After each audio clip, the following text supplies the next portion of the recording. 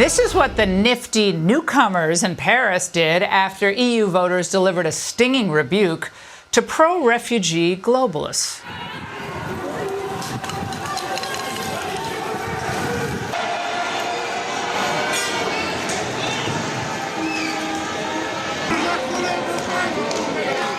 The Wall Street Journal called the EU parliamentary election results a blow to the French and German governments. AP grudgingly described it as a stunning defeat of Macron and Scholz. And French President Emmanuel Macron was left with really no good options. I have decided to give you back the choice of our parliamentary future through a vote. I am therefore dissolving the National Assembly this evening.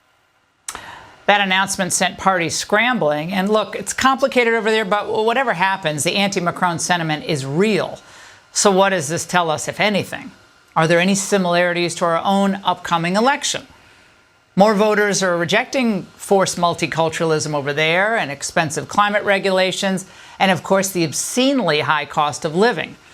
Joining us now for some insight, Douglas Murray, New York Post columnist and Fox News contributor. Douglas, the BBC, other regime media types describe this as disturbing, extreme or far-right victories. What are they not getting here? Well, several things. One is that media like the BBC have spent years calling all of these parties that have won in the most recent elections in the EU far right. In fact, they tend to call absolutely everybody slightly to the right of the most green leftist party far right. And now, I mean, the term is losing all meaning across the continent. The second thing is these media keep on saying things like the far right is on the march across Europe. There's a boring predictability about this. What you've just shown your viewers, of course, is the far left actually marching in Europe. The far left this evening actually marching and demonstrating and rioting in the centre of Paris. I wouldn't expect to see that covered in any of the media in the coming days. Yeah, the only ones marching and violent are the leftists who reject the elections. Now, Douglas, Brexit back in 2015, I still remember staying up all night watching those election results.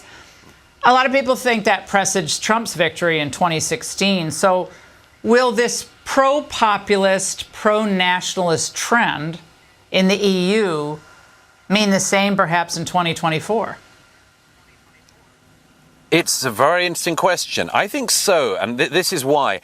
The main driver of the popular resentment across Europe at the moment that was shown in these election results is an incredible concern by the populations, not far-rightists, not hard-rightists or anything else, but the majority populations, to what they see correctly as just unstopping illegal and legal immigration into the continent.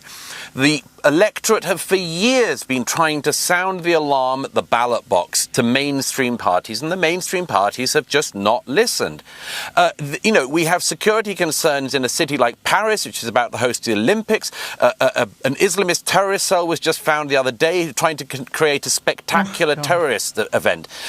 Are the French voters hard right or far right? No, they just don't like being blown up. It's a kind of basic sentiment. And because Macron and others have failed to answer this, the publics have rebelled. To answer your question about America, I think we'll see something very similar. We know what the situation is on the southern border of this country. We know what the Biden administration has failed to do. If the incumbent government does not wrestle with mass illegal population shifts, then people will obviously vote for somebody else. In this country, that somebody else is very clear. In Europe, it's becoming clearer by the day. Douglas, brilliant analysis of the situation. Thank you so much.